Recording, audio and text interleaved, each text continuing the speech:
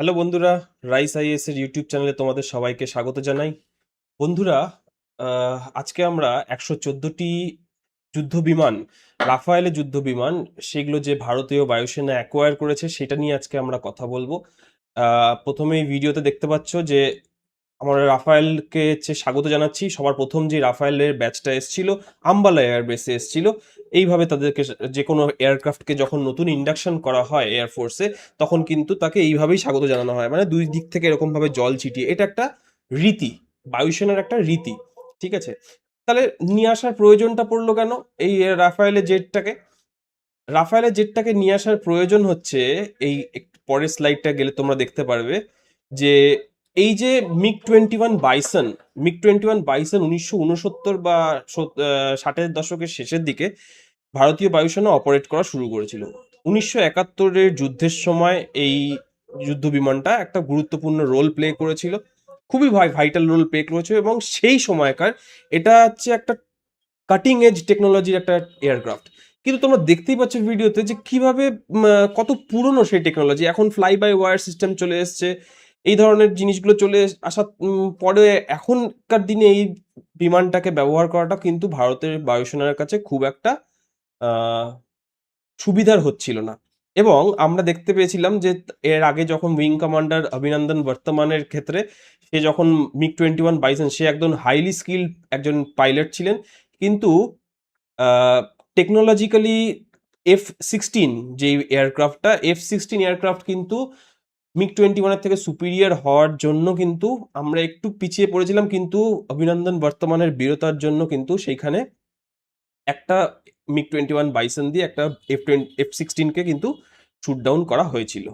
এইবার যদি রাফায়েলের জেটের ডিলের কথা বলি, যে এটাকে বলা হয় এমএমআরসি ডিল, এমএমআরসি ডিল।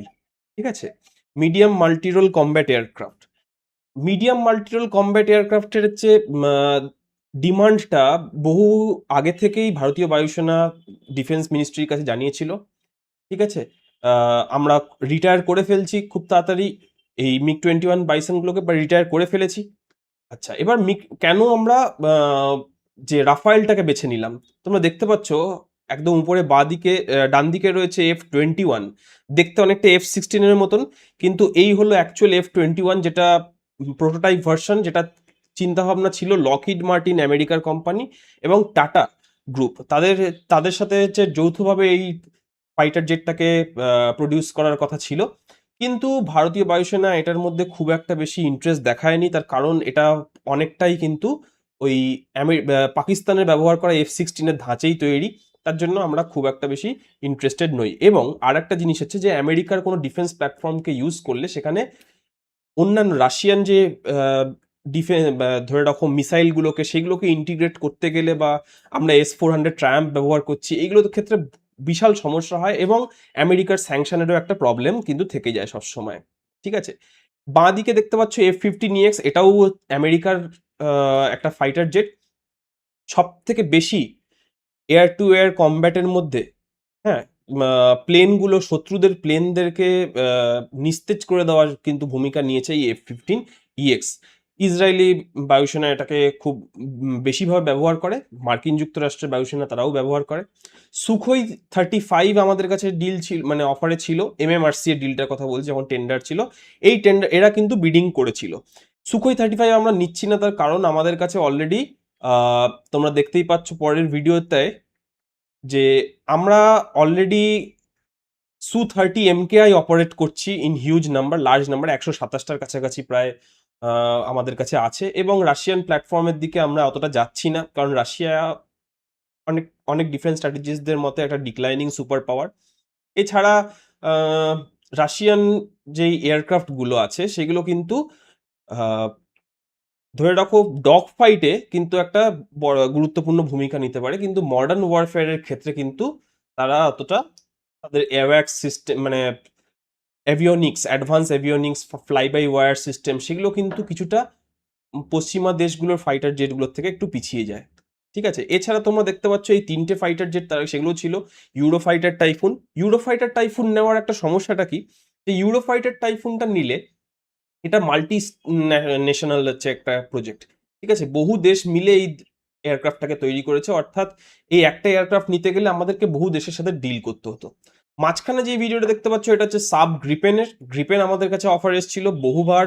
সুইডেন কোম্পানিটা, যে সাব কোম্পানি, তারা আমাদের কাছে বহুবার চেষ্টা করেছিল যে এই গ্রিপেন যাতে আমরা নিতে পারি, কিন্তু আমরা গ্রিপেনের দিকে যাইনি। তার কারণ আমাদের টুইন সিটারের ডিমান্ড, টুইন ইঞ্জিনের ডিমান্ড ছিল, এটা সিঙ্গেল ইঞ্জিন। এটারও একটা কারণ যার জন্য আমরা F-21কে বেছে নিয়ে নিই।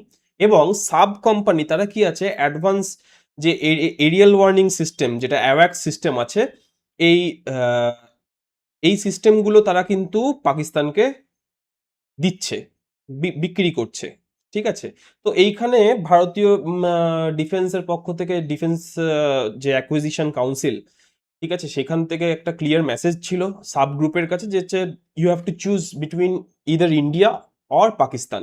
তার কারণ ওদের অ্যাওয়াক দিচ্ছ আর আমাদেরকে ফাইটার জেট দিচ্ছ, এটা কখনো হতে পারে না। এবং F-15 সাথে যে স্বাভাবিকভাবে যে আমেরিকান প্রবলেমগুলো থেকে থাকে সেগুলো কিন্তু রয়েই গেছে।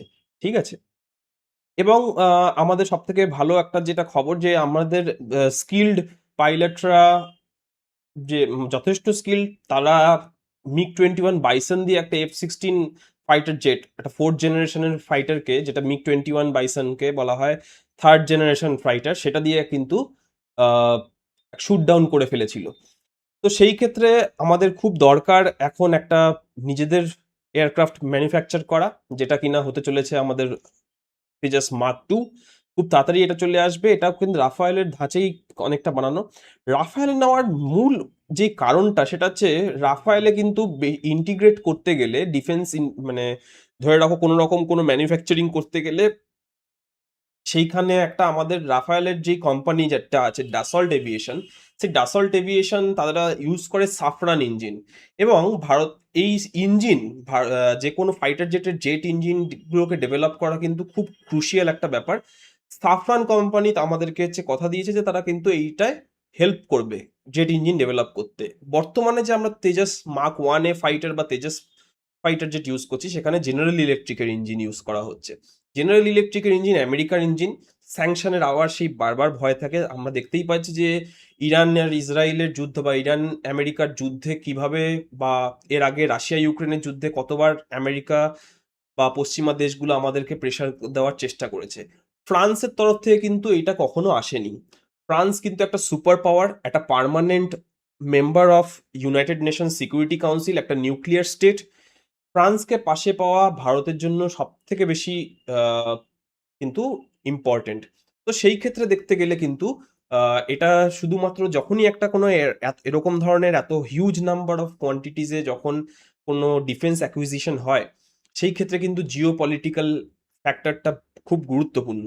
ঠিক আছে, ফরেন অ্যাফেয়ার্স খুব গুরুত্বপূর্ণ, আমরা কোন প্ল্যাটফর্ম ইউজ করছি, কম্প্রোমাইজ হয়ে যাওয়ার কোনো ভয় নেই তো আমাদের। এবং কতটা আমরা এইটা যে ম্যানুফ্যাকচার করছি, এটাতে আমাদের লাভটা কি হবে, এরকম না হয় যে আমরা বিদেশি এয়ারক্রাফট গুলো নিলাম এবং আমাদের যে স্বদেশী যে এয়ারক্রাফট গুলো, সেগুলো ডেভেলপ করতেই আমাদের বহু বছর টাইম লেগে গেল, যেটা তেজাসের ক্ষেত্রে হয়েছে। 1984-85 সালে হচ্ছে ডেভেলপ করা শুরু হয়েছিল, সেটা গিয়ে ফাইনালাইজ হলো 2015-16 সালে বা এরকম সময়।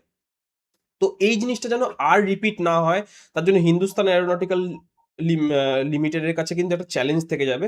এই চ্যালেঞ্জটাকে অ্যাড্রেস করা সম্ভব কিন্তু একটা ফ্রান্সের মতন একটা মিত্র শক্তি যদি ভারতের সাথে থাকে তাহলে। ঠিক আছে, আশা করি ভিডিওটা তোমাদের ভালো লাগবে। যদি ভালো লেগে থাকে তাহলে অবশ্যই লাইক করবে, বন্ধুদের সাথে বা চেনা পরিচিতদের সাথে অবশ্যই শেয়ার করবে। রাইস আইএস এর ইউটিউব চ্যানেলটিকে সাবস্ক্রাইব করবে। এবং আমাদের প্রত্যেক দিন কিন্তু টেলিগ্রাম চ্যানেলে কুইজ যাচ্ছে, প্রত্যেক দিন যাচ্ছে। তোমরা মক টেস্টের মতন করে এইখানে কিন্তু কুইজগুলোকে অ্যাটেন্ড করতে পারো। Current affairs, polity, history, geography, economics, সব কিছু। ওকে, থ্যাংক ইউ।